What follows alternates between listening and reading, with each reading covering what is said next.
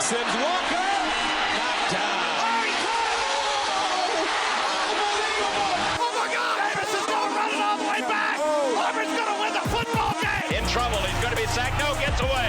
He runs, gets away again, goes to the 40, gets away again. Jackson takes it himself. Look at him dart back and forth. Oh! He broke his ankles. I have never seen this before in my life. Still looking. Firing. Near corner. It's caught! Denver! Unbelievable! And welcome to the fourth down Fiasco.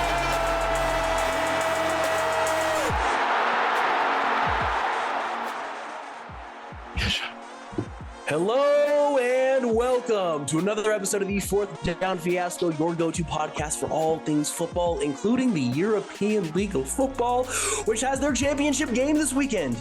Holy shit, y'all, we made it through a full season of the ELF. That's crazy, isn't it? That is crazy, actually. Look at us. Look at us. Who would have thought? As always, we ask that you rate us 5 stars on Spotify and Apple Podcasts. It's the best way for us to grow the show. For our international listeners, let us know where you're listening from. And for our domestic friends, same thing. What state you commenting out of? But with that, I'm Jordan Pryor. I am the bald Barcelona baddie, and along with me are the rising stars of the podcast industry, the brilliant Bravo from Madrid himself, Tanner Vinsky, and the vicious Viking out of Vienna, Danny Weber. Say hello to the people, y'all. Hey. Hello. I probably should have said Danny Weber since we're talking about Vienna. But yes, before we dive into the show, we do just want to shout out our sponsor real quick, BetStamp. BetStamp has a collection of the biggest sports books around the country, the world. I don't really know, but I do know that they have BetMGM, they got Caesars, they got Bet365, they've got FanDuel, they've got everything you need, brother. So go into signupexpert.com/fiasco. That'll take you exactly where you need to go and sign up with somebody, because there's a lot of good deals going on right now with the NFL season. And for our international listeners, if you're in Europe, there's a pretty good chance that you probably can't use this link. But if you're hailing out of the United States or Canada, yes, you can. Yes, you can. So yeah, we've got plenty to dive into as we head into the last game of the ELF season between the reigning champions, Rhein Fire, and the Vienna Vikings, who are still undefeated up to this point. So it is going to be an absolute bloodbath. I do know that both teams are going for a second title right now. It'll be the first, whoever does win will be the first 2-time champion in the ELF. I do know that over 50,000 tickets have been sold for this game. And yeah, it's going to be a crazy one. So fellas, opening thoughts? That's more tickets than the Panthers will sell all year.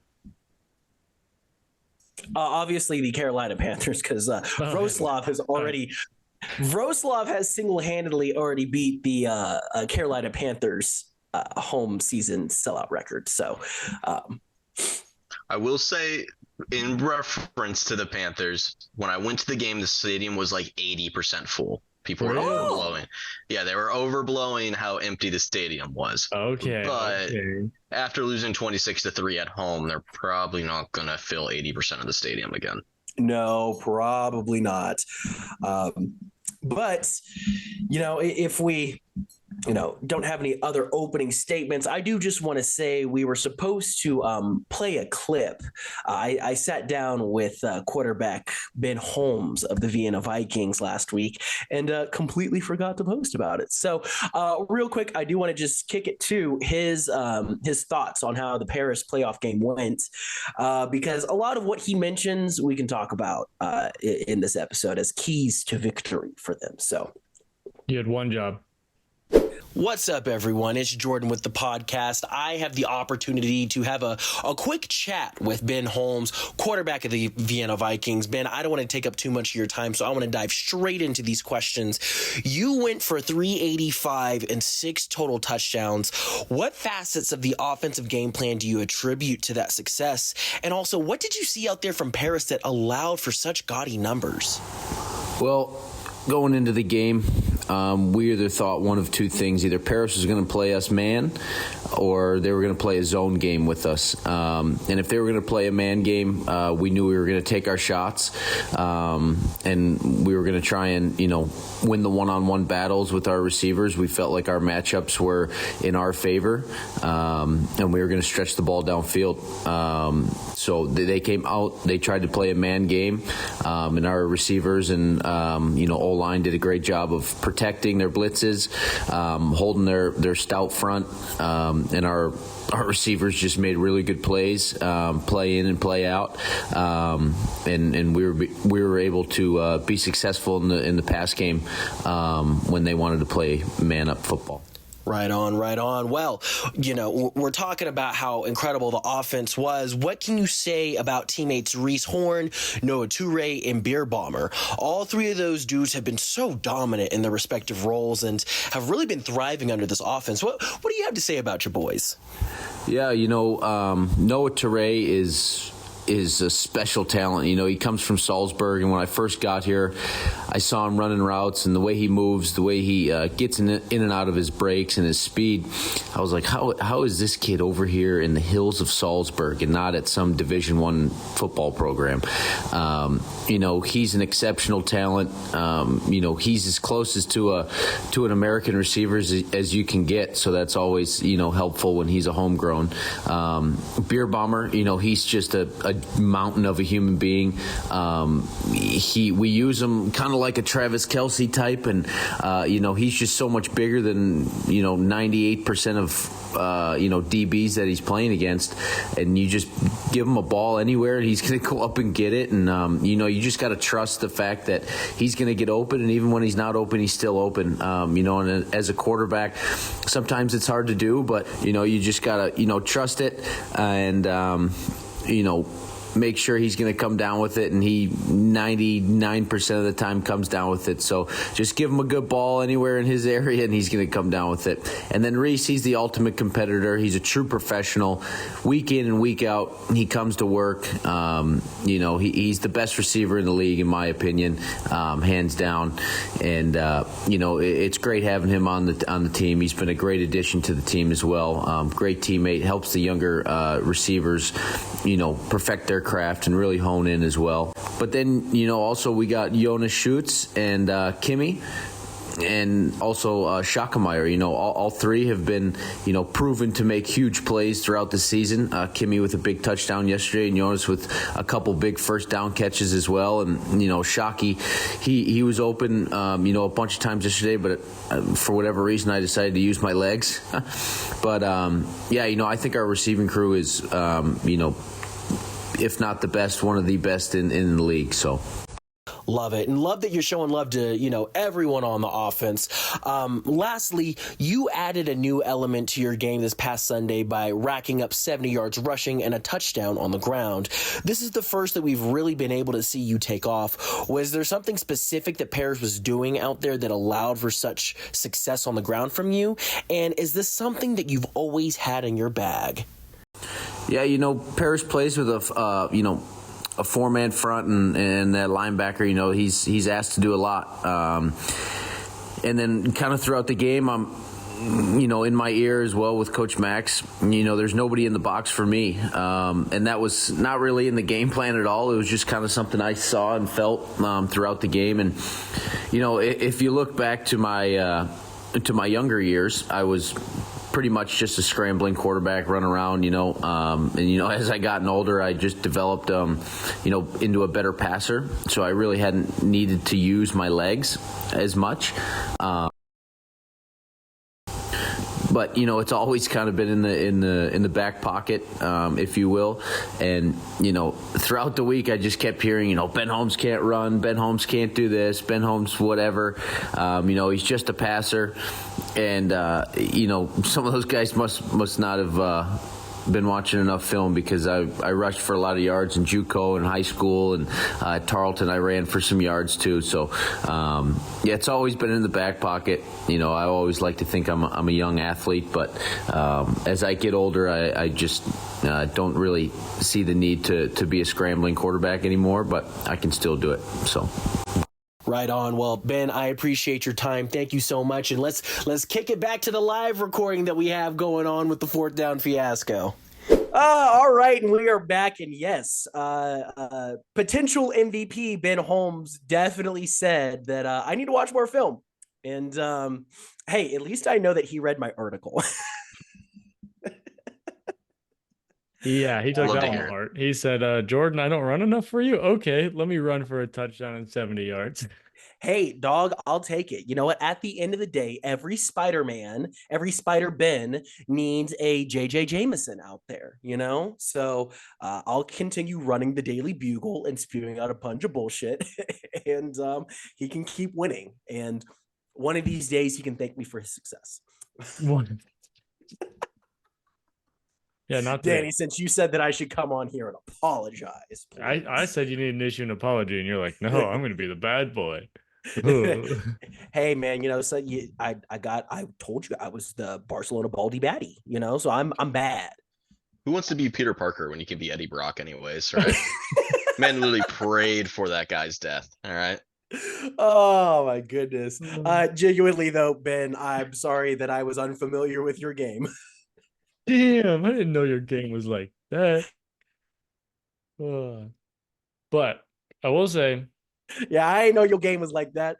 Just talking about, you know, the receiving core. Also shouted out some of the smaller names that we don't talk about as much on this pod, because you know we normally talk about like Beer Bomber, Toure, Reese Horn, and so making sure to shout out his entire receiver room was pretty cool on his end. Yeah. But we'll talk about keys to victory for both teams. And since we already talked to Ben, let's talk about keys to victory for Vienna. Danny, this is your team. You have the floor. They like to score fast, but I think that'll hurt them because you need to keep the ball out of Glenn Tunga's hands. You can score in 6 plays if you want, but drain the play clock. Get the clock low, win the time of possession. And yeah, I mean, Ben Holmes outplayed Jadrian Clark in 2 less games throughout the regular season. 10 more passing touchdowns, more yards, less interceptions. So if it comes down to a firing game, like just a passing game, I'm taking Vienna. But Jadrian, did you hear that? Danny called you a bitch. So just those words did not come out of my mouth. You're like, I interviewed him. He was a nice but they were between the lines, all right? Yeah, it was all right, women, calm down. Stop reading between the lines. Whoa, brother. Whoa. Now we're sexist. Damn. Calm down, JD Vance. Lord have mercy. The funny thing is the international listeners probably have no idea who JD Vance is. Thank God, man. What a great reality they have. What a great reality. Okay, so your first key, bringing it back in because we have a time limit on this one, unfortunately. Your first key is don't score too quickly. Keep the ball out of Glenn Tunga's hand. Yeah. Keep the ball out of Glenn Tunga's hand. If there's a team that can stop Tunga, it is this team. The coaching staff has done it before. Some of the players have. And I feel like they've gotten a better defensive front from the last championship game they played against Glenn Tunga. Okay. So. Okay. I dig it. Anything else? Protect Ben Holmes. The fire front 7 is pretty solid. They will get after him. Yeah, but also Vienna might have the best offensive line in the ELF. Them or Rhine. These are the 2 best rosters. The 2 best teams made it to the championship game. Yeah, truly. And that's no diss on on the homies over in Stuttgart. Not at all. You know? But yeah, the Rhine Fire gave up the least amount of points in ELF history at like what was it, like 175 or something like that? Yeah. Something stupid. And we're in a bloodbath conference and gave up the least amount of points. Yeah. So no, I like your points for victory for Vienna. I don't know if they'll necessarily be able to. They won't keep the ball out of Glenn Tunga's hands because Glenn Tunga is the offense. Limited out of his hands. Yeah. I think more so keeping keeping the game in front of them is going to be the big deal, especially with Glenn Tunga, because we've seen, part of the reason why Stuttgart had some success. Glenn still went off for like 130 yards or whatever it was. But as far as, keeping him out of the end zone, it was because they kept Glenn in front of them at all times. It is absurd that we're talking about someone having a bad game in football with over 100 and something yards and a touchdown. Russia. Yeah, it is wild. Like, yeah. How? Like, oh, he had a bad game. It was only 150 and a touchdown. Yeah. It's just, he's just put together such a string of superhuman performances that it's just unprecedented dominance. Yeah, dude, it's crazy to see this kind of, especially even in the ELF, there definitely is a greater emphasis on throwing the ball, just like there is in the NFL. They copy a lot of, NFL and NCAA, D1 program, the way that they have their teams constructed. They do a lot of that. And then here come the Run Fire, and they say, nope, we're still stuck in the 50s, baby. We gonna pound that rock. But if they want to throw, they can throw. Like, that's like, well, yeah, they can, because Jadrian has definitely heated up. Yeah, I think so. Yeah, definitely keeping Glenn Tunga in front of them. Don't let him break off. Don't give him space, because he has enough speed to break off these big 60+ yard runs if you let him. He's not just I'm going to hit you and make you feel it kind of running back. You're going to have to hit him. You've got a full contact. You've got to make sure you get the open field tackles. You can't let him stiff arm you. You've got to, whether if it's you're going for knees or ankles, you got to make sure you bring him down somehow.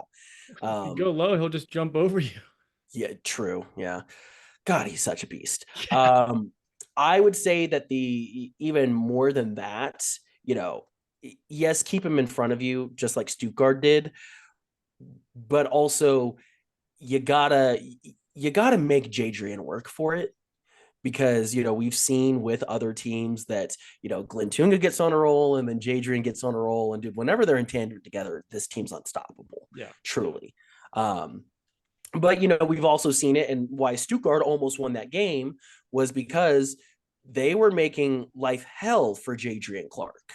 And if it weren't for a couple of bad passes down the stretch on Stuttgart's end, they end up winning that game. But yeah, it's you got to get after Jadrian every time they throw the ball, because you've got to make that offense so one-dimensional that it's hard for them to keep up with how much offensive firepower you have with Vienna.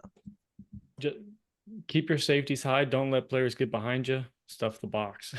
Stuff the box, brother. Tanner, any notes? Any keys for Vienna to win? I think my big, especially when you look at teams that are relatively evenly matched, which I think this is a matchup that is pretty evenly matched. These are by far the two best rosters in the ELF. I think the main thing that always allows a team to overcome the other in an evenly matched football game is who gets the turnovers, right? Mm-hmm. And I think the biggest aspect for Vienna winning this game is if they can get takeaways from Ryan. Because, again, we can talk about, Vienna needs to control the clock because Ryan's going to control time of possession if they don't, just because of how dominant the running game is. Yeah.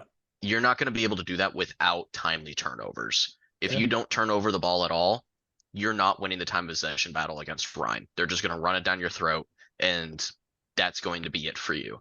So I think if they are able to get a key turnover or two, then you can start seeing that time of possession battle become a little bit more fair. And I think Vienna could walk away with this one. And they have the tools to do so. This is a great front seven by Vienna. And they also have they also have a pretty explosive secondary as well. I mean, you have a player like Xavier Edwards, and, he can lock down a corner if needed. And, if you get Ryan in position where you stop Tunga on a first down, stop him again on a second down, you're looking at a 3rd and long. Ryan's getting a little desperate. They want to air the ball down the field.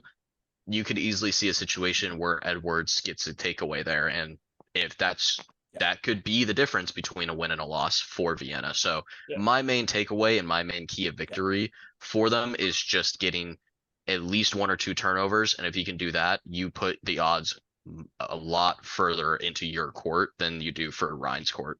Yeah. What's crazy is Xavier Edwards is already a ball hawk, but he's not even the number one ball hawk on that defense. Ben Straight is leading their team in interceptions. And didn't he have wasn't it like 3 in one game or something like that? He had 2 last game and then 3 another game or something like that. Yeah. I was gonna say he was the guy who got the hat trick with the interceptions at some point this season. I think it was against the Raiders. He had a pick six, and 2 other interceptions. Mm-hmm. Like that's right. Yeah, he's back there. Xavier Edwards is back there. A former Indianapolis Cole Coleman's back there, or on the outside. It's like they have some people that can wreak havoc on Jadrian Clark. Yeah. And, Tanner, to your point exactly about, winning the turnover battle, again, it's that falls solely on, you've got to put pressure on Jadrian Clark to beat you, because the likelihood of Glenn Tunga fumbling, considering he only fumbled twice in the regular season and had a very surprising one fumble in the playoffs that won't happen again. You're not going to get fumbles from Tunga. Your better bet is to have Jadrian throw interceptions. Yeah, that's part of the reason I didn't even bring it up. It's like I really don't think the linebackers and the defensive line are going to be able to punch the ball out from Tunga. I mean, they could, realistically. Anything could happen in a football game, right?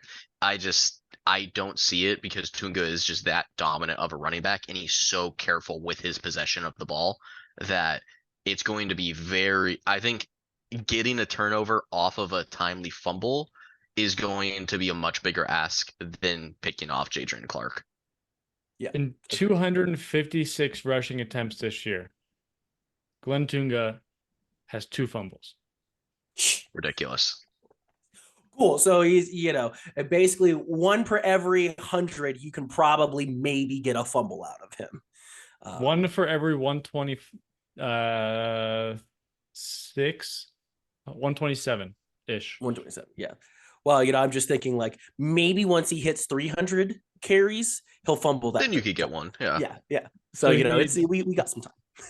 This might just be regular season as well. I thought he had a fumble in the semifinal game against. Yeah, that I was going to say he had 2 in the regular season, and then he had so 1. He has 3 on the year. Okay. So playoff stats. He had 2 fumbles in the playoffs in 39 attempts. Oh man, uh-oh. Ooh. Uh-oh. Yeah, in the playoffs, 39 attempts, 270 yards, 2 touchdowns, and 2 fumbles. He's gonna be locked in though. I'm not. I will say it is still a very big ask of a defense to take the ball away from his hands. No, I would still. Your better bet is definitely to take the ball away from Jadrian Clark instead. When someone's forearms are the size of my head, good luck. Yeah, or if one of the receivers for Ryan catches a ball and you're able to strip it that way, I think you also have a higher likelihood of that too. Okay, keys for victory for Ryan. Tanner, would you like to start us off this time? Did I mute myself? I didn't mute myself. We're good. Sorry. Yeah. I don't know why I thought I did, but my brain just broke. For Ryan, though, I think Ryan, it's all going to come down to the time of possession. Mm-hmm. I think it's less important for them to get takeaways because they are at just the way the roster is constructed compared to Vienna's roster, you are already suited to win the time of possession battle. Yeah. So if Ryan can just run it down Vienna's throat, which is going to be a big ask, even with having the best running back in the league, because this is a very staunch Vienna defense. So it's not exactly just a give me. It's not like we're just going to sit there and, watch Tunga run for 200 yards uncontested and have, an easy path to victory. This is a very staunch Vienna front seven with a underrated linebacking core and a great secondary. There are tools here to stop Ryan. So really just making sure that you can still take that identity you've had for the entire season and formulating it into this environment, that's going to be your best chance to victory. And then, like I said, for Vienna, we almost have the inverse here where you have to play safe football as Ryan. You don't have to get creative. You don't have to, this isn't, it's weird because these are both evenly matched teams, but the way that Ryan plays, Ryan plays himself into more of the favorite than Vienna does because you don't need the big explosive plays as Ryan. It's not like when you're looking at an underdog matchup and you're saying, hey, how does, for example, when the Eagles played the Patriots a couple of years ago, it was like, well, how do the Eagles win this game? And it's like, well, you need some big opportune plays. You need need a Philly shots special. downfield. You need a Philly special. You need something like that.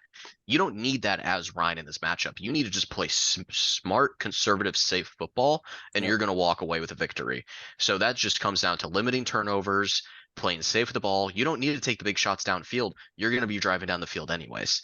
So it's just about how are you doing that on a down by down play. So are you able to get the 3 to 4 yards per run and keep drives going, keep them turning down on the field? And if you're not able to do that, don't get desperate. Don't throw it down to that elite secondary that the Vienna has. Take what's given to you. Take what the defense will give you. Play smart, play conservative. Again, these are two evenly matched teams, but the way that Ryan plays football, they have an easier time playing as the favorite where they can play smart, they can play safe, and they're going to have a better chance of winning. Whereas Vienna, the way their roster is constructed, they're going to have a harder time if they play that smart conservative football. They're going to need a little bit more juice. So I think as long as Ryan plays safe, they play conservative, and they limit any sort of turnovers or any big mistakes, I think they can walk away with a win here pretty easily. Well, not easily. It's going to be a challenge, but they can walk away with the win. Yeah. I think the biggest thing for them is, especially if they score first, I think they're in good shape because they have the type of roster that whoever scores they first are is in good shape. So perfectly set up to win games if they score first. So definitely, if you're able to score first and then play clean football afterwards and just not worry about turnovers, I think you can win that way. And one thing that they really need to avoid, because again, this is a roster that's built to be ahead and not behind, you cannot get behind quickly against Vienna. If Vienna goes up on you 14-0, you're not coming back. You've got to be able to match touchdown for touchdown with Vienna, which, looks a lot different with how your offense is constructed. But yeah, you cannot go down 2+ scores against Vienna because you just don't have the offensive firepower. And then, Vienna is one of those teams that, they're very much so built to pile on points because of how great their passing game is. That, you blink and that 14-point lead's now a 28-point lead, and you're like, oh shit, how did we get here? Yep. So I think that they have to avoid getting down early, and I think that their best chance at winning is if they score first. Yeah, I'm a big component of deferring to the second half on a kickoff, but I feel like for this championship game, you're going to want the ball first. I agree. You need to score first. But I'm going to read off some defensive stats from the regular season real quick between the two defenses. So the Vikings gave up 179 total points compared to the Fire 174. The Vikings 179 also included that 40-point game against the Mercenaries. So technically, if you want to get weird with it, that weird 40-point game, but still. So that Ryan Fire gave up less points. Total yards are at 3,235 for the Vikings, 3,259 for the Fire. Rushing yards is at 1,266 for the Vikings compared to 1,369. Passing yards is 1,969 compared to 1,890. The Vikings have given up 20 total touchdowns compared to 19 to the Fire. So their defenses are almost identical. Within 150 yards either way.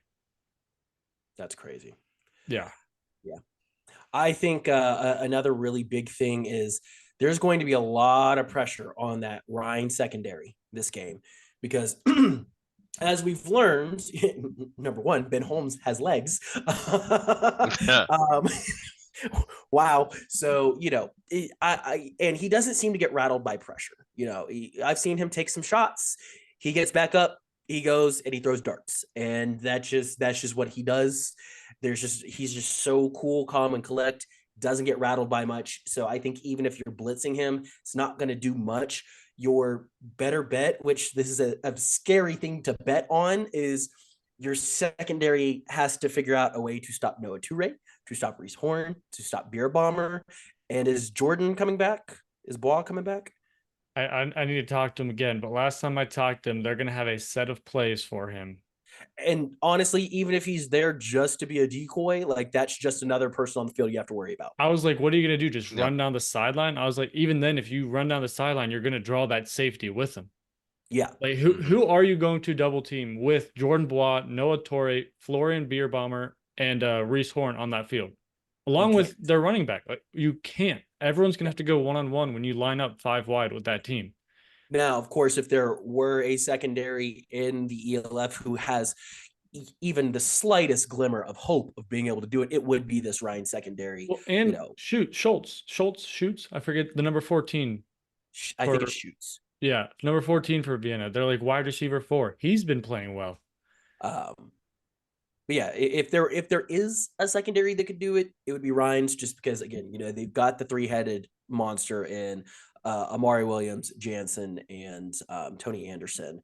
But that is a tall task.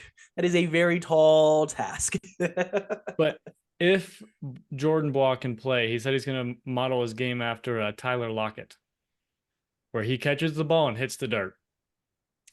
Hey, and that's why Tyler Lockett's in his 30s and still averages like 80 yards a game. Yep. But yeah, Jordan Bois is the fastest man on that field if he plays. Yeah, and it's terrifying because we know firsthand what kind of competitor he is. Again, even if he's solely just a decoy, the amount of shit talking that Jordan Bois does on the field, it would be so easy for him to be able to just. Agreed. Just so easy for him to just shut everybody up. He can just piss somebody off, just like he pissed off Jordan's Wi-Fi. Jordan went to the shadow realm. Just like Bois is gonna send the DBs, I guess. I don't know. I mean, we'll continue the point he was going to make, but Jordan Bois is a great weapon to be getting this late into the year. I mean, he missed the entire year. Getting him for the championship game, it's going to be a huge ad for Vienna. So yeah, an ad for Vienna, who dropped 41 on the Paris defense, or 42 or whatever it was. Yeah. And he's officially gone. We lost him. Yeah, but it should be a really good game. And hopefully, fingers crossed. It should. On paper, everything looks really good. Let's just hope it.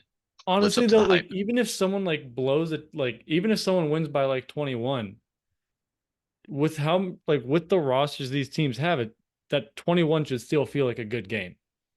Yeah, it could be like, it should feel like somebody can come back. Yeah, it'd be like, oh, this dude made a great play. Like he just a diving interception that shouldn't happen. Like with this roster, it's reasonable. But if it was Barcelona versus Vienna and they won by 21, you'd be like, well, why'd they only win by 21? Yeah, exactly. But we can hopefully Jordan will hop back in here soon, but should we move on to who we want to pick as winners, and then we'll get Jordan's opinion at the end? Yeah, I think I know his opinion. I think I know who he's going with, unless he surprises us. But no. Oh, he's back. Oh, he's back. We continue to train a thought for you. Oh, you said you welcome back. Yeah. Oh, thanks, dude. My Wi-Fi has just been abysmal today, so I'm back on the hot. Yeah, we were just saying Jordan Bois shuts people up just like you shut up. So, because let me guess, I disappeared right afterwards. Bros, yeah, you're like Jordan Bois just. Oh, well, I was gonna say he's such a great shit talker that he can easily get guys to commit penalties. He can get guys to make bad jumps on balls. Like there is as a former shit talking legend, there is quite a bit that you can do with good shit talking. Draymond Green has made a Hall of Fame career out of it. Yeah. So yeah, you add that extra element. And again, even if he's a decoy, there's no film on him being a decoy, so it's just a whole other thing that Ryan's got to worry about. Yeah. They haven't had a scheme for offensive weaponry like this all year. So I'll be curious to see what they pull out of their hat. Yeah. So, but we're just about to jump into pick'ems. Yep. Well, I was just about to say who do y'all have, Danny? We already know. Yeah, I'm going Vienna. I have to. They've given, like, honestly, they've given no reason not to. Like, the Fire have lost a game. They struggled last week. Like, not struggle. They kind of struggled. It was a weird game. Yeah. That was just a weird game. No team should have lost that game. It was a very good game. Their That was an semifinal match. game. But everyone was like, oh, we need to see Vienna against a top team. And they dismantled the fourth best team in the ELF. They almost came back. There was a glimmer. There was a glimmer. There was a glimmer of hope, but they still was... won by what, 17? It was, yeah. Well, okay, because that last interception really put the nail in the coffin. It was easy for them to score afterwards. But it's like it was within 10 late in the fourth. Yeah, it's we saw them compete against a top team and they lit it up. Ben Holmes had what, 6 or 7 touchdowns? Yeah, I mean, yeah, they scored so many points on Paris's defense. Yeah. So what's your final score prediction then? With these defenses, I feel like it'll be like 30-27.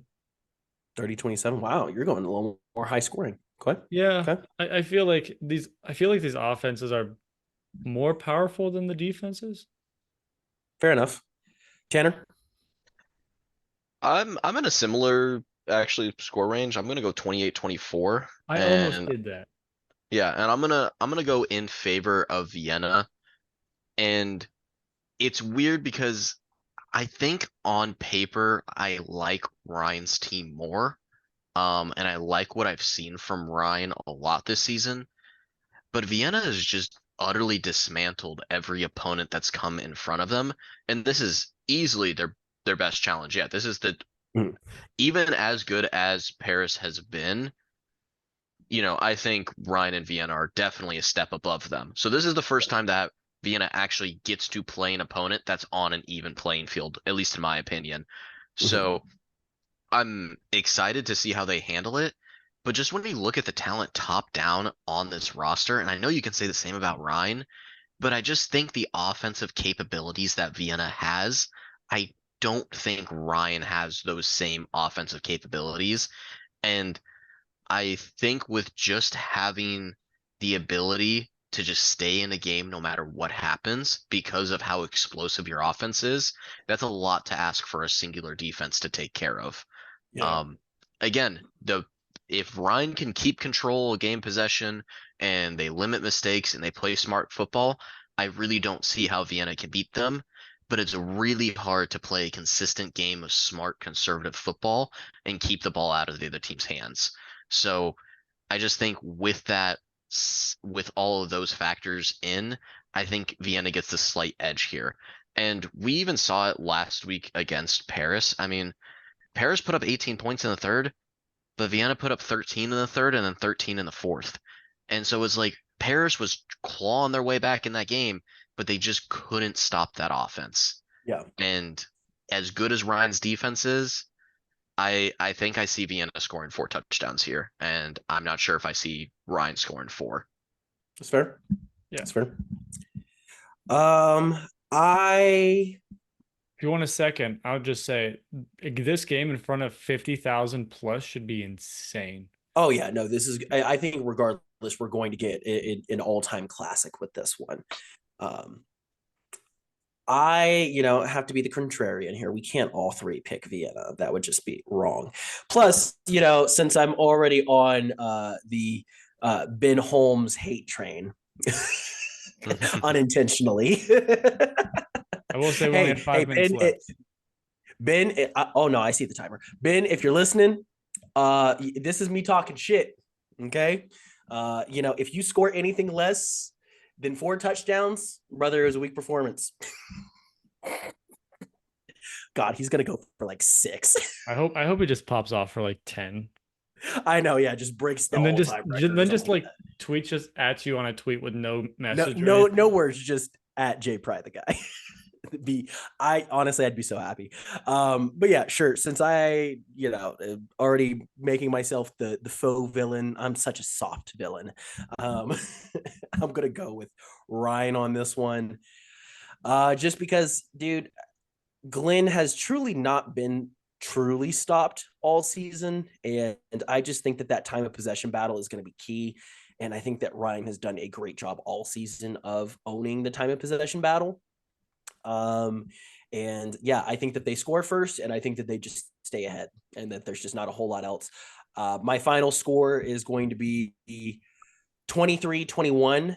And the only reason why Vienna only scores 3 touchdowns is simply because they don't have the ball in their hand long enough to score more than 3 touchdowns. So, and I figure somewhere in there, an extra point is missed on right. And just because in the ELF, nobody makes all of their extra points. So, cool. Any final thoughts before our time runs out here? Because we have 3.5 minutes. You know, we got a timer today. Go Vikings. Bring it home. Glenn VP. Glenn VP. All right. Well, cool. This has been the Fourth Down Fiasco, your go-to podcast for all things football. Again, we ask that you rate us 5 stars on Spotify, Apple Podcasts. Best way for us to grow the show. It's been a shorter show, so I'm not even going to do the best damn thing. You know exactly what link to find it on. But thanks so much, y'all. And I think on behalf of Danny and Tanner as well, I can confidently say the 3 of us have enjoyed this season with the European League of Football, our first season with the European League of Football. It's been so much fun, and the community has really embraced us. So we really appreciate y'all, and we will most definitely be jumping into next season as well whenever it comes around. So 100%. We'll see y'all there. Peace. Well, after this Sunday, we're gonna see you again this Sunday, but be there again in a year. Yep, true. Be there again in a year. See you y'all next week.